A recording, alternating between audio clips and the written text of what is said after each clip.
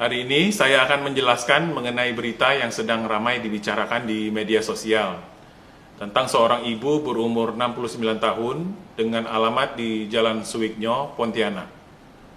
Ibu ini sudah meninggal dunia pada tanggal 21 Maret tahun 2020 di Rumah Sakit Sudarso, Pontianak. Riwayatnya, tanggal 13 Maret, ibu ini mulai demam, batuk, dan sesak napas. Pergi berobat, kemudian pada tanggal 20 Maret tidak ada perubahan, sehingga ibu ini dirawat di Rumah Sakit Dr. Sudarso di Pontianak dan masuk dalam kriteria pasien dalam pengawasan. Dinas Kesehatan melakukan pengambilan sampel spesimen nasofaring terhadap almarhumah, kemudian dikirim ke Jakarta. Pada tanggal 21 Maret, almarhumah meninggal dunia. Karena hasil laboratorium belum keluar, keluarga bersikeras atau memaksa untuk memandikan almarhum di rumah. Permintaan disetujui dengan syarat bahwa memandikan jenazah di bawah supervisi dari Rumah Sakit Dr. Sudarso dan harus memakai APD lengkap serta menggunakan cairan pembunuh virus yaitu klorin. Jenazah dibungkus plastik dari rumah sakit, kemudian dibawa ke rumah almarhum untuk dimandikan. Ada 2 orang anak almarhumah yang ikut memandikan dengan 1 orang petugas fardu kifayah. Ketiga orang ini memakai APD lengkap dengan memandikan menggunakan cairan klorin, yaitu cairan pembunuh virus. APD lengkap yang dipersyaratkan sesuai protap mereka gunakan pada saat memandikan dan memang di bawah supervisi petugas pengendalian dan pencegahan infeksi dari Rumah Sakit Dr. Sudarso. Setelah memandikan jenazah, tempat memandikan jenazah kemudian juga disiram dengan cairan klorin ini. Jenazah kemudian dikafani dan dimasukkan ke dalam plastik, kemudian dimasukkan ke dalam peti, kemudian disolatkan di surau di depan rumah almarhumah. Selanjutnya, di pemakaman, peti dibuka untuk memberikan tanah untuk mengganjal jenazah. Kemudian peti ditutup kembali, lalu ditimbun dengan tanah.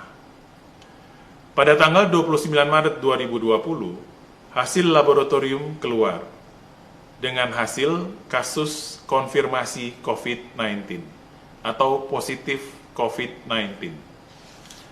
Terhadap hasil tersebut, Dinas Kesehatan Provinsi dan Dinas Kesehatan Kota Pontianak telah melakukan proses disinfektan terhadap lingkungan di sekitar rumah almarhumah dan 2 gang di sisi kiri dan kanan gang tempat almarhumah tinggal.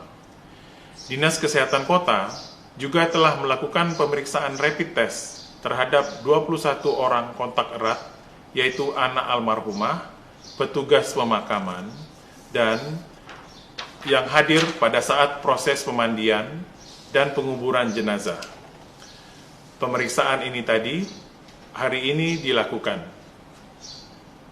Hasil terhadap pemeriksaan rapid test 21 orang kontak erat ini dinyatakan negatif.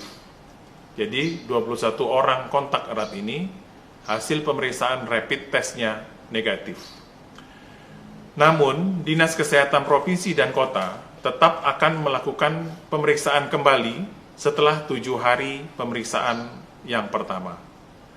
Dinas Kesehatan Kota dan Provinsi terus melacak siapa saja yang kontak erat dengan almarhumah, baik pada saat proses pemandian dan pemakaman jenazah, maupun yang kontak dengan almarhumah selama 14 hari sebelum almarhumah sakit.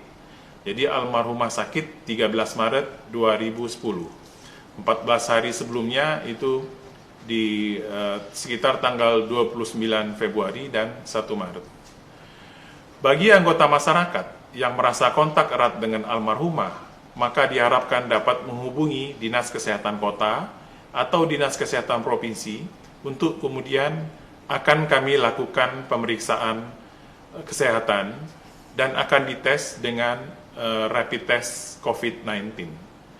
Masyarakat yang kontak dapat menghubungi WhatsApp Posko COVID-19 di nomor 0812 92 119 119.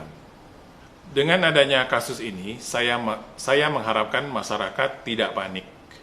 Jadi kalau memang ada nanti yang kontak erat, silahkan menghubungi Dinas Kesehatan Kota Pontianak maupun Dinas Kesehatan Provinsi Kalimantan Barat.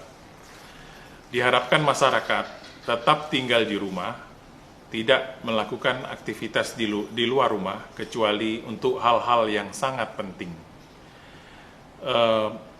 Saya juga mengharapkan agar masyarakat rajin melakukan cuci tangan, makan makanan yang bergizi, diet seimbang, banyak makan buah dan sayur, istirahat yang cukup, olahraga yang cukup di halaman rumah.